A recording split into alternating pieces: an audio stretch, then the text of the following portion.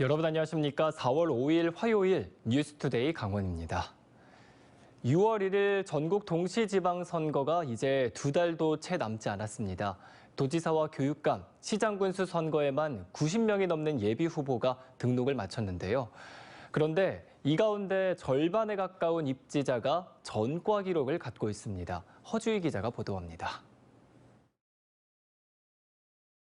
먼저 도지사 예비후보 3명 중에서는 원창묵 전 원주시장이 건축법과 건설기술관리법 등을 위반해 200만 원씩의 벌금형을 받았습니다.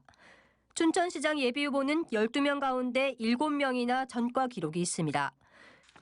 강청룡 전 강원도 농업특보는 폭행과 모욕, 유정배 전 석탄공사 사장은 무면허 운전, 김영일 전 춘천시의회 의장은 폭력행위 등으로 벌금형을 받았습니다.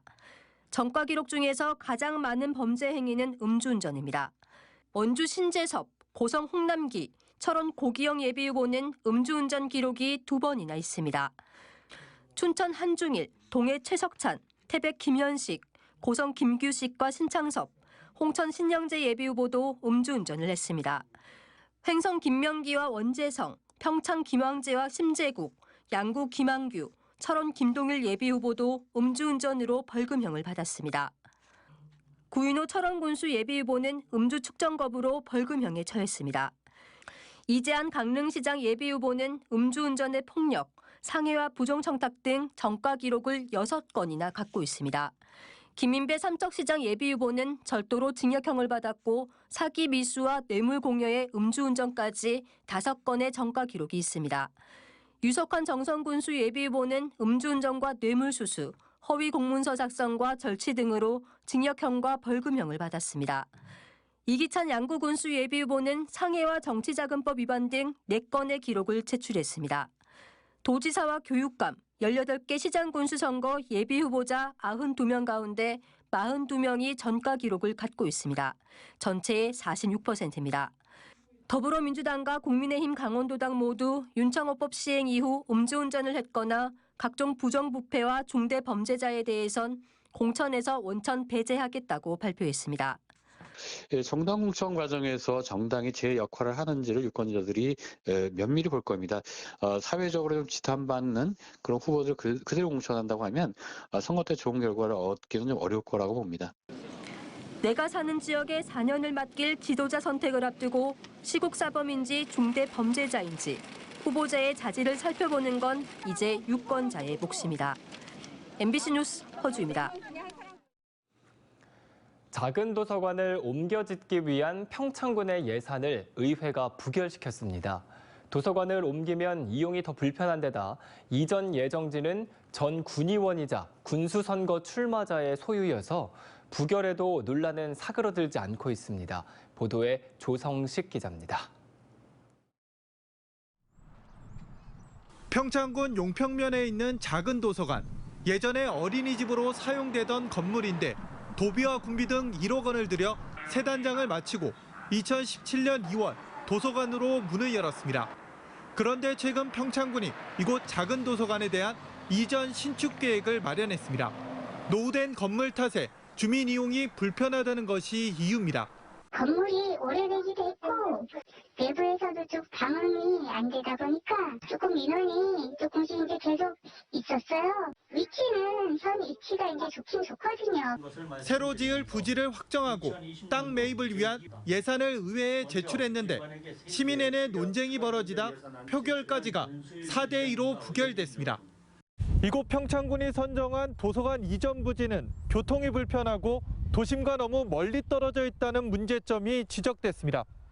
실제로 해당 토지는 학교나 주민거주지에서 현재의 도서관보다 훨씬 멀리 있습니다. 짓담한 아파트가 흉물로 방치된 것처럼 주민이 늘어날 지역도 아닙니다. 평창군이 이 땅을 이전 지역으로 선정한 게 특정인의 매입 요구에 따른 것이란 의혹도 제기됩니다. 땅 소유자는 다름 아닌 전 군의원으로 군수 출마까지 했던 A씨. A씨는 심의 전에 일부 의원들에게 안건 통과를 종용하기도 했습니다.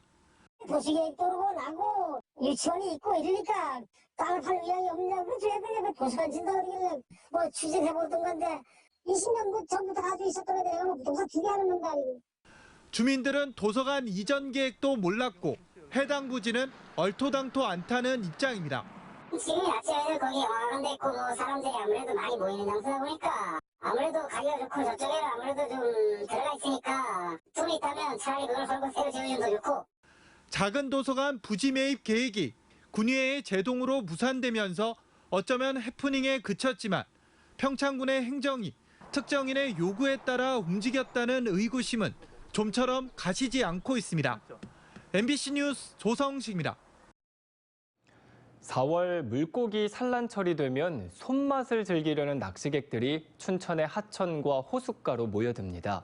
수질오염과 안전 문제로 지자체가 낚시 금지를 권고한 곳까지 낚시객들은 자기 마음대로 좌대를 펼쳐 주위의 눈총을 받고 있습니다. 이승현 기자가 취재했습니다.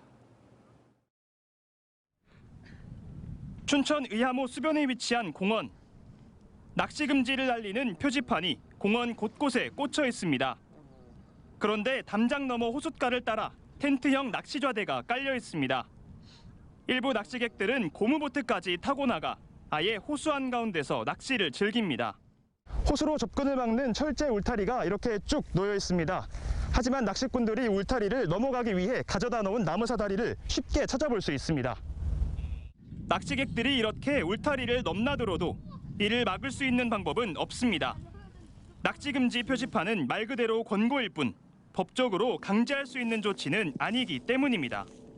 이들의 목적은 한 가지, 이달부터 산란기에 접어든 물고기를 낚는 겁니다. 한 5월달이면 얼추 끝나 이제. 끝나면 또 이제 다 쳐서 싹 해버리고. 일부 낚시객들은 낚시 명당을 잃지 않기 위해 알박기를 해놓고 오랜 시간 자리를 비우기도 하는 불법 점유 행위도 불사합니다. 근데 혹시 안에 계세요? 사용이 끝난 좌대를 치우지 않고 가거나 쓰레기를 무단으로 버리는 낚시객도 있습니다.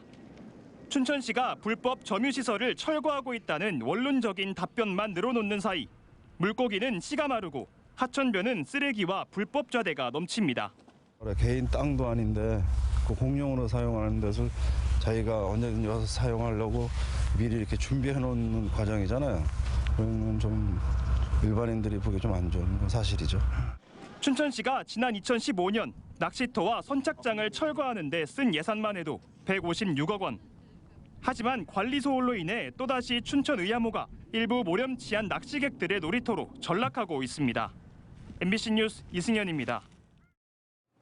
3월 초 강원과 경북에서 발생한 대형 산불은 큰 피해와 함께 산불 진화 체계에 대한 여러 가지 교훈을 남겼습니다.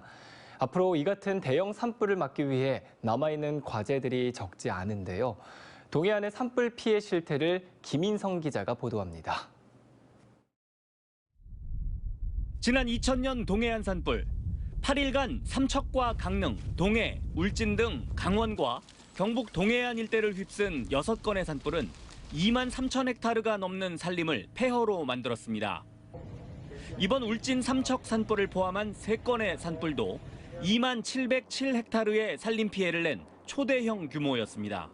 현행 규정에는 산림 피해가 100 헥타르가 넘거나 24시간 이상 꺼지지 않고 탈 경우 대형 산불로 부르는데 이번 울진 삼척과 강릉 동해 산불까지 60여 차례의 대형 산불 피해 규모를 모두 합치면 780제곱킬로미터에 달합니다. 그러니까 602제곱킬로미터의 서울특별시 전체와 121제곱킬로미터의 수원시, 58.4제곱킬로미터의 안양시를 모두 합친 것만큼의 산림이 60여 차례의 대형 산불로 탔다는 뜻입니다. 사상 유례 없는 대형 산불을 겪다 보니 산림청 상황실은 여전히 긴장감이 흐릅니다. 겨울 가뭄 등의 기후 변화로 이젠 산불이 특정 계절을 가리지 않고 연중 발생하고 있기 때문입니다. 어느 시기라도 언제든지 그렇게 날 수가 있기 때문에 상황 근무하는 요원들 또 산불 진화 요원들 전체가 언제든지 대형 산불이 일어난다는 전제로 근무를 하다 보니까 조금 더 피로도도 더 증가되고. 산림청, 기상청, 강원도 등 여러 기관이 모여 오직 산불에 대응하기 위해 만들어진 조직인 동해안 산불방지센터도 마찬가지입니다. 농번기를 맞아 논밭두렁 소각, 쓰레기 소각 같은 산불을 유발할 수 있는 위험한 행동에 대비해 감시 체계를 가동하고 있습니다. 24시간 항상 상황실 운영하고 있습니다. 아울러 주말 같은 경우는 기동 단속, 드론 단속 등을 통해서 단 한 건의 산불이 발생하지 않도록. 역대 가장 큰 산불이 지나갔지만 5월 말까진 언제든 대형 산불이 날 수 있기 때문에 여전히 긴장의 끈을 놓지 않고 있습니다. MBC 뉴스 김인성입니다. 문화체육관광부 한국관광공사가 함께하는 2022 대한민국 숙박대전 숙박할인권 지급이 오는 7일부터 시작됩니다. 다음 달 8일까지 1인당 1회 선착순으로 숙박비 7만 원 이하는 2만 원, 7만 원 초과는 3만 원 할인권 100만 장을 발급하며 숙박 사용 기간은 6월 6일까지입니다. 할인권은 호텔과 콘도, 펜션, 농어촌 민박 등 국내 등록 숙박시설에서 사용할 수 있으며 지난해 11월에서 12월 숙박대전에는 78만여 명이 숙박 할인권을 발급받아 매출에 944억 원이 발생해 내수 경기 진작에 보탬이 된 바 있습니다. 고성 산불 3주년을 맞아 산불 피해 이재민들이 집회를 열고 산불 피해 보상금 지급과 책임자 처벌을 촉구했습니다. 4.4 산불 비상대책위원회 소속 이재민 30여 명은 집회에서 산불이 발생한 지 3년이 됐지만 책임자 처벌이나 온전한 보상금 집행 등이 제대로 이루어지지 않고 있다고 비판했습니다.